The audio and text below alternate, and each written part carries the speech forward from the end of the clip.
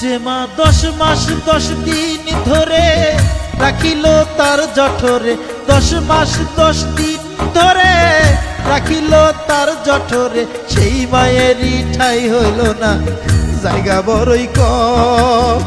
সে মায়ের ঠিকানা তাই বৃদ্ধাশ্রম, সে মায়ের ঠিকানা তাই বৃদ্ধাশ্রম, সে মায়ের ঠিকানা তাই বৃদ্ধাশ্রম, সে মায়ের ঠিকানা তাই বৃদ্ধাশ্রম।